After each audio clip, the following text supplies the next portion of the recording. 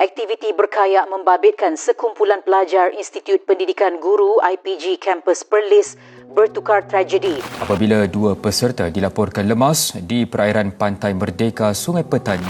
Mangsa masing-masing merupakan seorang lelaki dan seorang perempuan berusia dalam lingkungan 20-an.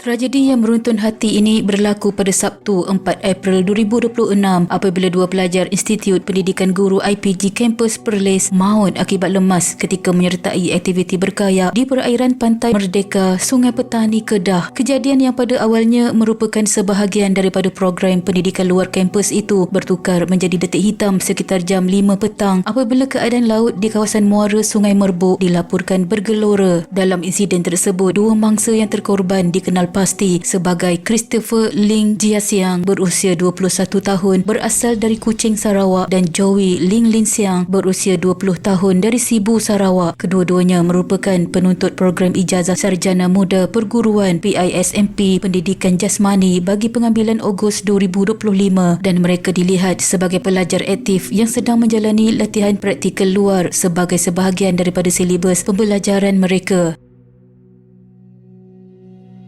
Program yang dianjurkan itu melibatkan seramai 33 orang pelajar yang berkayak menggunakan kira-kira 30 buah kayak menyusuri laluan dari Teluk Bayu menuju ke Teluk Nipah di Pantai Merdeka. Aktiviti ini bertujuan memberi pendedahan kepada pelajar dalam aspek ketahanan fizikal, kemahiran luar serta pengendalian aktiviti sukan air. Namun ketika kumpulan tersebut menghampiri kawasan muara Sungai Merbuk, keadaan air mula berubah dengan ketara apabila ombak menjadi kuat dan arus semakin deras. Dalam situasi yang mencabar itu, kayak yang dinaiki kedua-dua mangsa dipercayai gagal dikawal lalu dipukul ombak sebelum terbalik menyebabkan mereka terjatuh ke dalam air. Beberapa kayak lain turut terbalik namun peserta lain berjaya diselamatkan. Walaupun kedua-dua mangsa disahkan memakai jaket keselamatan ketika aktiviti dijalankan, faktor arus deras serta keadaan laut yang tidak menentu dipercayai menjadi punca utama mereka tidak dapat menyelamatkan diri. Detik cemas itu disedari oleh rakan-rakan lain dalam kumpulan tersebut yang segera bertindak mendapatkan bantuan. Panggilan kecemasan dibuat sekitar jam 6 petang, kira-kira sejam selepas kejadian berlaku sebelum operasi mencari dan menyelamat SAR segera digerakkan. Operasi tersebut melibatkan anggota dari Balai Polis Tanjung Dawai dan Balai Polis Kota Kuala Muda dengan kerjasama nelayan tempatan yang turut membantu melakukan pencarian di sekitar kawasan muara dan pesisir pantai. Keadaan arus yang masih kuat serta faktor pencahayaan yang semakin berkurangan menjelang malam menjadikan operasi SAR itu mencabar dan penuh debaran. Sementara itu, 4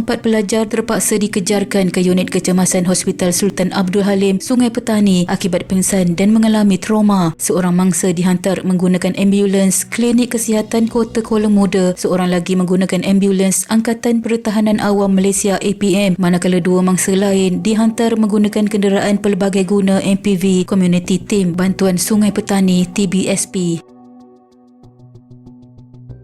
Selepas hampir 1.5 jam usaha mencari dijalankan, jasad kedua-dua mangsa akhirnya ditemui sekitar jam 7.30 malam pada hari yang sama. Salah seorang mangsa ditemui dalam keadaan tersangkut pada jaring nelayan, manakala seorang lagi ditemui tidak jauh dari lokasi tersebut, sekaligus mengesahkan bahawa kedua-duanya tidak dapat diselamatkan. Penemuan itu menamatkan operasi SAR dengan suasana pilu, khususnya dalam kalangan rakan-rakan pelajar yang turut berada di lokasi kejadian dan menyaksikan sendiri detik kehilangan tersebut. Mayat kedua-dua mangsa kemudiannya dibawa ke Jabatan Forensik Hospital Sultanah Bahia Alor Star untuk proses bedah siasat bagi mengenal pasti punca kematian secara rasmi. Proses tersebut dijalankan selepas pengecaman dibuat oleh ahli keluarga mangsa yang diterbangkan khas dari Sarawak sejurus menerima berita kehilangan tersebut. Kehadiran ahli keluarga di hospital dalam keadaan penuh emosi menggambarkan betapa besarnya kehilangan yang terpaksa ditanggung, apatah lagi kedua-dua mangsa masih muda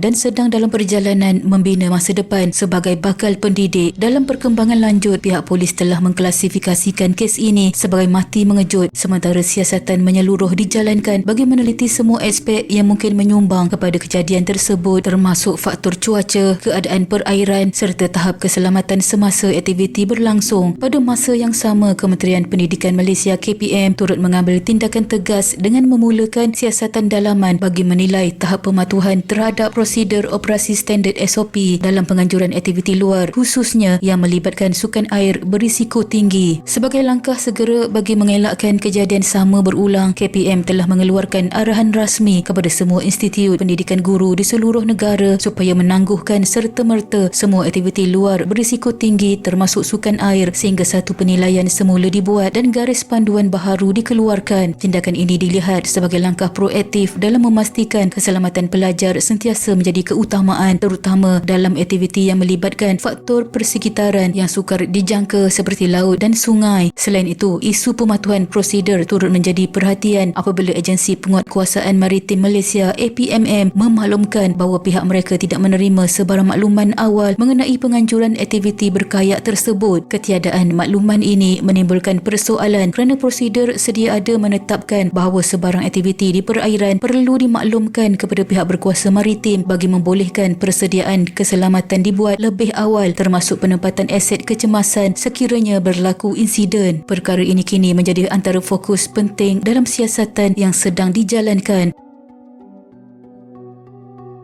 Dalam pada itu, KPM bersama pihak IPG Kampus Perlis turut mengambil langkah kebajikan dengan menyediakan bantuan segera kepada keluarga mangsa termasuk urusan logistik, kewangan serta sokongan moral. Tidak hanya itu, sokongan psikososial juga diberikan kepada rakan-rakan pelajar yang terlibat dalam program tersebut, memandangkan ramai antara mereka mengalami trauma selepas menyaksikan sendiri kejadian tragis itu. Sesi kaunseling diatur bagi membantu mereka menghadapi kesan emosi dan kembali pulih secara berperingkat.